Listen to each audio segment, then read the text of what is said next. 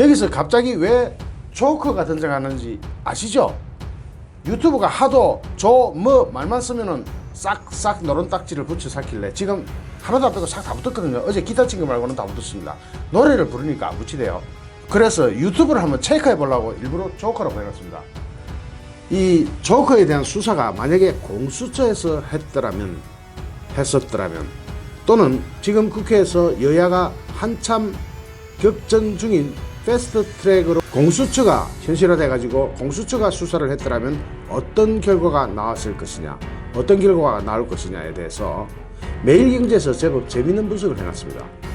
사실 여기에 대해서는 굉장히 꼼꼼하고도 세심한 국가적인 어떤 플랜이 필요합니다. 공수처는 절대로 안 되죠. 왜 안 되는지, 왜 공수처가 안 되는지 그것을 한번 살펴보겠습니다. 이번 조커 수사는 윤석열 검찰총장의 일종의 개인기입니다. 개인기. 이 사람이 워낙 사람에 충성하지 않는다, 조직에 충성한다, 이런 논리 때문에, 이런 신념 때문에 일어나고 있는 일이나 마찬가지입니다. 사실은 윤석열의 개인기에 대한민국의 운명이 달려버린 겁니다. 역대 검찰총장 중에서 윤석열과 비슷하게라도 살아있는 그 무시무시한 센 권력과 각을 이렇게 날카롭게 세운 사례는 없습니다. 단 한 건의 사례도 없습니다.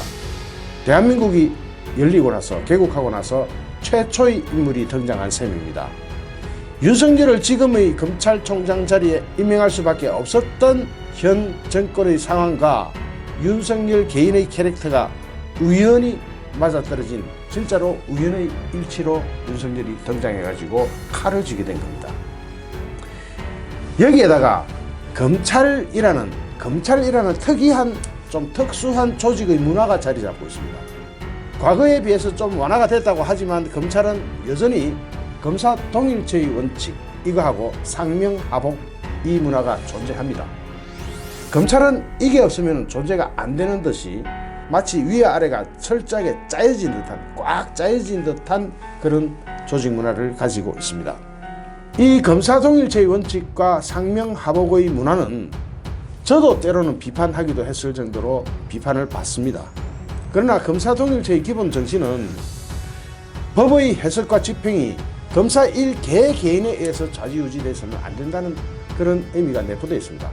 지금 이상한 검사들 있잖아요. 검찰 안에도 이상한 여자 검사면 누구누구 할 것 없이 이상한 여자 검사들이 자기 소신대로 끌고 나간다고 하는데, 그렇게 되면 법의 해석과 또는 법의 집행이 개인적 소신에 따라서, 개인의 성향에 따라서 좌지우지되어 버릴 우려가 굉장히 크잖아요.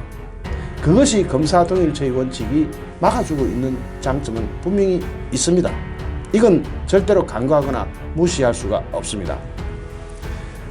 조직 위, 즉 상부의 결정이 헌법과 법률에 근거하고 정치적으로 당당할 때는 검사 동일체의 원칙은 폭발력을 가지게 됩니다. 위가 헌법에 근거하겠다, 사람에 근거하지 않고 대통령에 근거하지 않고 헌법에 근거하겠다, 그리고 법률에 따라 수사하겠다, 이렇게 원칙을 꽉 잡아버리면은 굉장히 튼튼한 기둥 하나가 쓰게 됩니다. 지금 윤석열 검찰총장이 보여주는 모습이 바로 그러합니다. 총장부터 일선 검사까지 오직 법과 원칙만 보고 수사한다는 각오로 똘똘 뭉쳐져 있습니다. 이렇게 검사들이 잘 뭉쳐져 있었던 외에는 과거에 찾아보기 힘들 겁니다. 과거 검찰은 정치적 외풍에 흔들릴 때가 참 많았습니다. 대통령의 의지에 따라서 또는 권력의 의지에 따라서, 국무총리, 법무부 장관의 의지에 따라서 사정없이 흔들릴 때가 많았습니다. 그리고 또한 검사 개개인도 조직보다는, 법률과 헌법보다는 개개인의 출세의 목표를 두고 수사를 할 때가 참 많았습니다. 실제로 많았잖아요. 이때는 검사 동일체 원칙이 우스갯소리 취급당했습니다. 그런데 윤 총장이란 희한한 사람이 등장하면서 나는 사람에게 충성하지 않는다, 조직에 충성할 뿐이라는 말로 유명해졌습니다. 사람에 충성하지 않는다는 거죠. 조직에 충성하겠다. 그리고 헌법과 법률에 따라 수사하겠다. 이런 원칙을 확 세우고 나니까 누구도 잭소리를 못하는데 이게 반발이 좀 많습니까? 살아있는 권력 측에서는 저게 내 말을 왜 안 들어? 저거 잡아줘줘, 뭐 이런 식으로 나올 수가 있는 것이고, 거기에 또 그 지지자들, 흔히 말하는 대개분들이 붙어가지고 난리를 부리지 않습니까? 완전히 국가를 흔들어대고 있죠. 그렇지만 모든 검사가 이렇지는 않습니다. 어떻게 보면 윤석열 검찰은 일종의 이변 아니면은 일회성 이렇게 취급될 수도 있습니다. 이것을 일회성으로 끝나지 않게 하려면 어떻게 해야 되겠습니까? 그래서 검찰이 늘 지금처럼 법만 보고 수사할 수 있게 만드는 것이 바로 검찰개혁의 요체입니다. 검찰개혁은 바로 이래야 됩니다. 법만 보고, 헌법만 보고 수사하라. 이렇게 하면 바로 검찰개혁이 끝나는 겁니다. 그렇지 않습니까? 법은 국회에서 정하면 되고, 검찰은 그냥 법과 원칙만 따라 수사해라 이러면 되는데, 그렇게 하니까 저 난리가 나는 겁니다. 뭔가 불의스럽고 정의롭지 못하고 뭔가 이익을 챙기는 듯한 집단들이 때로 나서서 서초동 대검찰청 앞을 촛불로 뒤덮습니다. 이게 말이 됩니까? 말도 안 되는 상황이죠. 불의한 세력들이, 거짓과 음모의 세력들이 저렇게 많이 쏟아져 나와서 또는 동원되어 나와서 그렇게 정의로운 법과 원칙의 수사를 흔들려고 하는 것, 이것은 있을 수 없는 일인데 일어나고 있습니다. 어쨌든 이 검찰개혁의 핵심은 뭡니까? 검찰의 수사권이라는 것을, 검찰만 가지고 있는 기소독점주의나 이런 것을 대통령의 권력으로부터 떼내는 게 이게 검찰개혁입니다. 그게 검찰개혁이지, 지금 저 불의한 세력들과 거짓과 음모의 세력들이 요구하는 것은 검찰을 대통령의 수족처럼, 충견처럼 말 잘 듣는 개로 만들어 버리고자 하는, 그래야만 되는 것이 검찰이라고 소리 지르고 있습니다. 그것이 옳습니까? 그것이 맞는 겁니까? 말도 안 되는 그런 논리를 내세우면서 윤석열 검찰팀을 모독하고 있습니다. 검사 개개인 한 사람 한 사람을 보면 공명심이란 욕심과 출세욕이라는 욕심에 지배당하는 한 사람의 개인일 뿐입니다. 검사가 뭐 대단한 사람입니까? 그냥 공명심과 출세욕에 지배당하는 한 개인일 뿐입니다.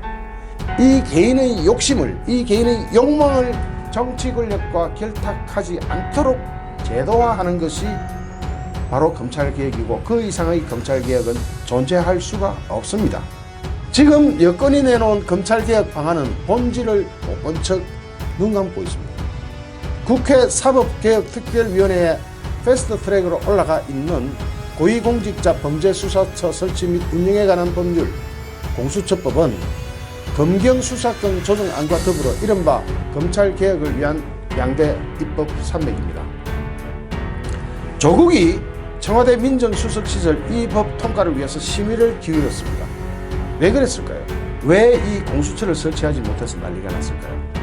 바로 공수처가 있어야만 대통령의 충견, 권력의 충견, 권력의 충성스러운 개가 될 수 있기 때문입니다. 그래서 검찰로부터 고위층에 대한 수사권을 때려버립니다. 검찰은 일반 시민이나 수사해라 하고 고위층에 가는 것은 공수처법으로 때려버리면 고위층들은 그때부터 날개를 달고 살게 됩니다.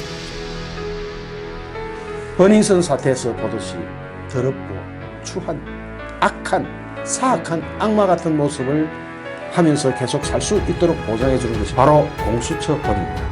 만약에 조국의 뜻대로 입법이 이루어지고 공수처가 출범했더라면 아마도 조국 본인이 1호 수사 대상이 됐을 겁니다. 만약에 공수처가 조커를 수사한다고 생각하는 것이죠. 그 결과가 어떻겠습니까? 그 양상은 지금의 검찰 수사와 비교할 때 완전히 달랐을 것입니다. 일단 공수처장의 임명권이 대통령한테 있습니다. 그렇게 되면 정권에 자기 권력에 부담이 되는 인물을 지명할 가능성은 제로입니다. 거의 없습니다. 일단 지 편한 사람 데려다 씁니다. 말 잘 듣는 사람. 윤석열이 같은 검사가 검찰총장이 된 것도 우연에 가깝지만 그 사람이 공수처장이 될 확률까지는 없다고 봐야 됩니다. 왜냐하면 윤석열 리스크라는 게 그 당시에도 있었잖아요. 저게 언제 우리 목을 조르고 들을지 모른다라고 겁을 내고 있었던 거거든요. 그럴 때 공수처장은 절대로 될 수가 없을 겁니다. 더 중요한 것, 그것보다 훨씬 더 중요한 것은 수사를 직접 집행할 검사들입니다.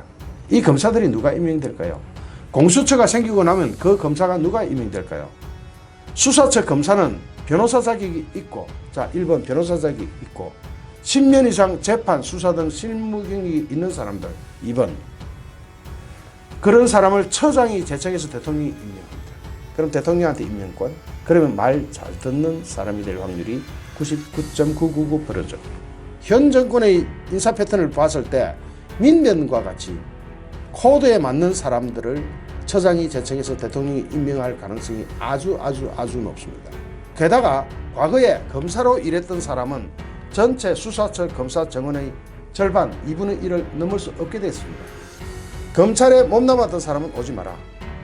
그러면 변호사만 와라. 이것이 공수처입니다. 변호사, 이 사람들은 기본적으로 돈을 벌던 사람입니다. 그 변호사들이 2분의 1 이상 차지해라. 법을 가지고 돈을 벌던 사람을 2분의 1 이상 차지하도록 해서 그 사람들 보고 수사를 해라. 그것도 임명권은 대통령이 가지고 있고. 이렇게 되면 일정한 정치 성향을 지닌 검사, 그 절반 이상은 수사 비전문가들이 됩니다. 물론 검사 동일체의 원칙 이런 건 없어집니다. 그런 게 적용될 수가 없죠. 별도의 공수처법이 만들어집니다. 행여나 공수처장에 소신이 있는 인물이 임명되더라도 그 소신을 밑에 있는 검사들이 제대로 받쳐줄지가 의문스럽죠. 말이 안 되는 거죠.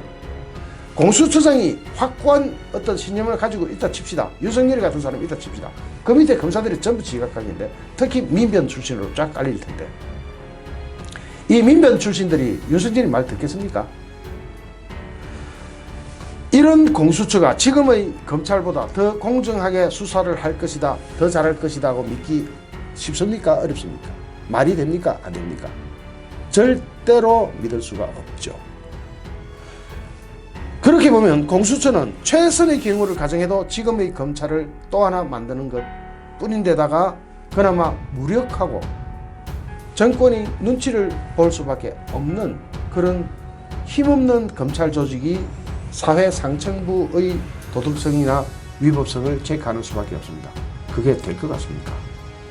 일단 현재 버닝썬 사건에서 보다시피 다 썩어 있는 사회 상층부를 교체하거나 또는 처벌하기 위해서는 공수처가 거기에 대한 신념이나 어떤 전문성이 있어야 합니다. 그런데 아까 공수처 수사검사들 어떻게 한다고요? 민변 출신으로 가득 찰 것이고, 그나마 변호사들입니다. 변호사들은 기본적으로 법을 가지고 돈을 벌던 사람들, 그런 사람들이 절반 이상의 수사진을 차지합니다. 지금 만약 검찰에 문제가 있다면 그것을 고치는 게 정석 아닙니까? 지금 검찰은 오히려 더 개혁적이고 오히려 더 정의에 가깝게 성장하고 있습니다. 물론 윤석열의 개인기에 기대하고 있는 것에는 문제가 좀 있지만 이 문화가 뿌리만 박아준다면 검찰개혁은 이렇게 완성되는 겁니다. 검찰의 가장 큰 문제는 인사를 통한 검찰권과 정치 권력의 결탁입니다. 인사할 때 검찰권과 정치 권력이 결탁을 하는 거죠. 서로 잘 봐줘 하면서.